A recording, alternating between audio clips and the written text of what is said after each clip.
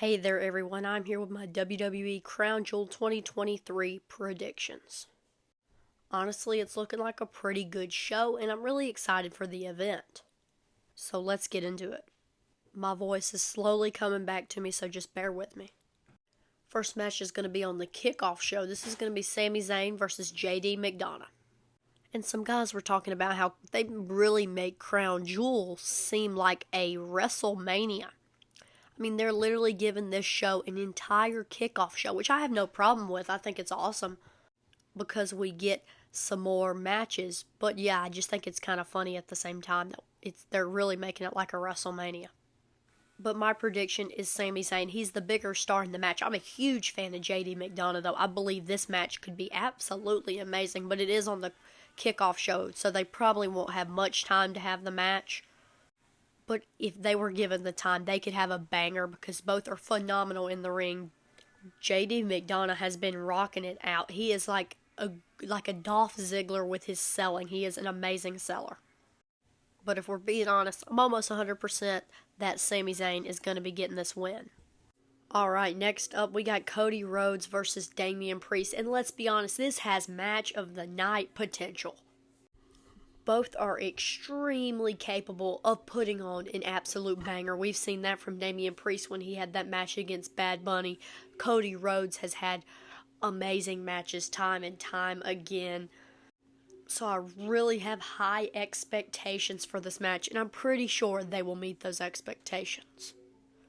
And Judgment Day is looking real strong, so it really would make sense for Damien Priest to win this for the Judgment Day, but I'm pretty sure Cody Rhodes is going to take this win. He's building back up his run to finally get that world title shot, and it's all about the story, and like I said, he's just building his way up the card, and Damien Priest is the next guy in his story. And so I'm taking Cody Rhodes, and people have been saying that this match has no story. Yes, it does. Judgment Day's role right now is it's literally every single face on Monday Night Raw versus Judgment Day. Judgment Day is leading Monday Night Raw. And so that just ties on to the every good guy on Raw versus Judgment Day story. Next up, we got for the United States Champion, we got Rey Mysterio versus Logan Paul. And people can say what they want, but Logan Paul has proved time and time again that he can go in the ring and he can put on a banger match. And we know Rey Mysterio can do the same, even though he is getting up there in age. And honestly, I love Rey, but he's not the guy that you're going to have as your United States Champion.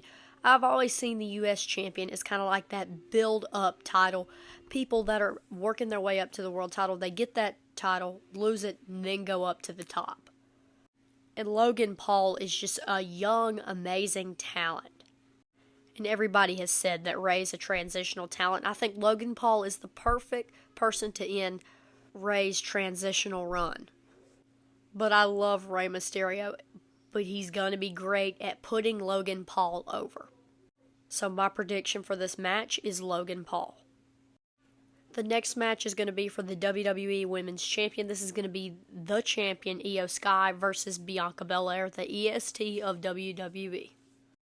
And I'm really hoping that this match can be good because the last match that Io Sky and Bianca had against each other, the chemistry wasn't quite there. They had a few botch moves. They kind of would just look at each other and act like they do not know what they're doing. Which we know both of these women are extremely talented. Io Sky can put it on an absolute banger match. So can Bianca Belair. And to be honest though, Io Sky's reign so far has not been the best, but I believe it is not going to end here. Io Sky has a lot left in her, and I know she can put on a great reign, and I believe it's going to continue. So my pick for this match is Io Sky. Next up is a match between John Cena and Solo Sikoa. And my prediction for this match is so hard because I know they want Solo Sikoa to look like a beast, and a way to make him look like a beast is to have him win against John Cena, the quote-unquote greatest of all time. Not in my opinion, but by most. But at the same time, I really don't see John Cena losing to Solo Sikoa. Solo Sikoa is young, and if he loses to John Cena, it's not going to hurt him. And so I'm gonna go with John Cena taking the win on this match. But honestly, it could go either way, and I wouldn't mind if Solo wins. Now, the match itself might be alright. John Cena's getting up there in age. He can't go like he used to. Solo Sikoa is good, but he's still young, so he's still working on the in-ring talent. He can't quite go as somebody that's going to put on an absolute banger match. But I don't think it's going to be bad at any means. Next up is a bunch of heels and Raquel Rodriguez all thrown into a match. This is going to be for Rhea Ripley's Women's World Champion. This is going to consist of Nia Jax, Raquel Rodriguez, Shayna Baszler, Zoe Stark, and of course, Rhea Ripley. And there's a variety of phenomenal talents in this ring, but I just don't see anybody taking Rhea Ripley down right now. She looks absolutely unstoppable. And I honestly don't think it's going to be any of these women that will ever take down Rhea Ripley. Even though they are great talent. Like Zoe Stark, amazing. Shayna Baszler, amazing. There's amazing talent in this match. Now, to be honest, the match, I think it's just going to be a lot of chaos, throwing around and stuff. Because almost every single woman in this match is just an absolute powerhouse. So I don't really know what to expect out of this match. Eventually, we know they're all probably going to gang up on Nia Jax, because that's what happens every single Nia Jax match. But yeah, I'm definitely going to go with Rhea Ripley winning this match. Next up is a match for the World Heavyweight Championship, and this is between Seth freaking Rollins and Drew McIntyre. This is another hard call because everybody's been saying Seth Rollins has an injured back, although he's been thrown on his back so many times. Shinsuke literally stomped on his back, threw him off off the stands onto some cushion, threw him through a announce table all the way up from a tall ladder. And so I don't know if his back is actually hurt or if it's just for storyline purposes. But if he's actually injured and he actually has to get it checked out by the doctor and get surgery, Drew McIntyre is such a good guy to take that title. He deserves the reign. He happened to hit his prime at the worst time in wrestling. And of course, this is, as I say, the COVID era in 2020, because we all know Drew McIntyre has it in him. And if we're being honest, Drew McIntyre did a great job for what he was presented with. This man is given no audience, and he did a good job for the circumstances that he had to work with.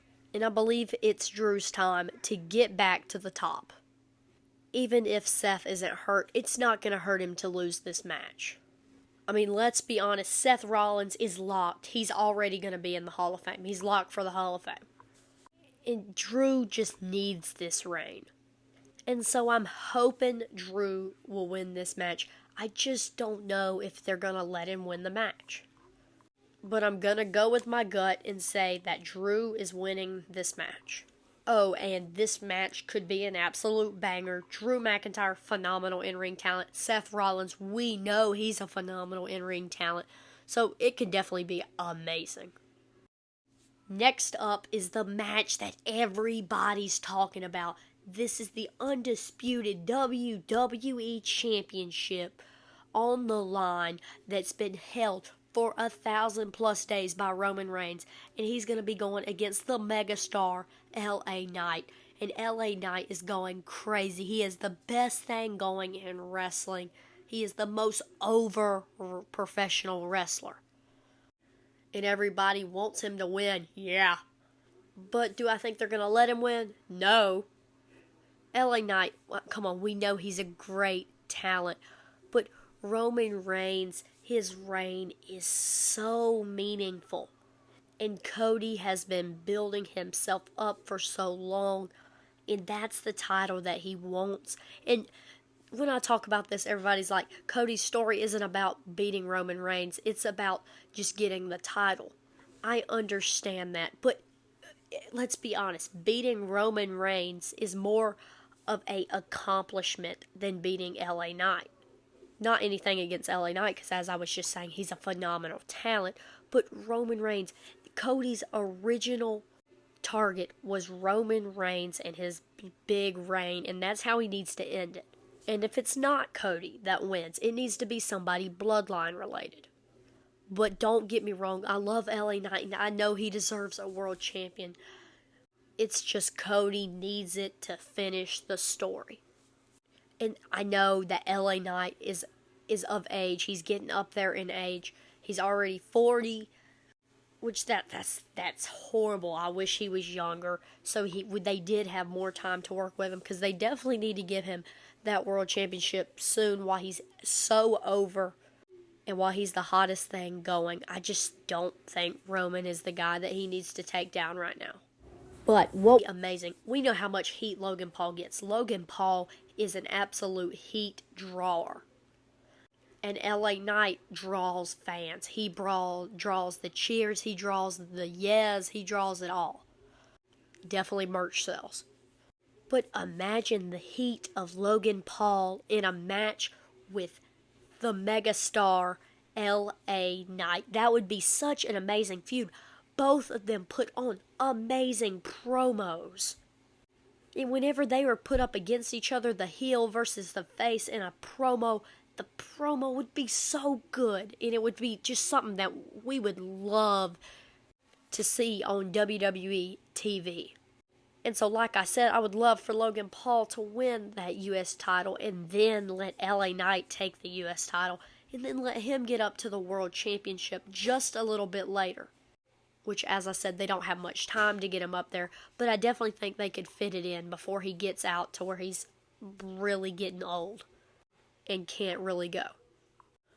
But I definitely think Roman Reigns is getting this win. But I know it's going to be LA Knight's time. Someday, coming soon. Just let Cody finish the story, then it's LA Knight's time to shine. So that is my Crown Jewel 2023 predictions. I'll be here with a review and ratings video right after the event. Hopefully the day after I can get it out.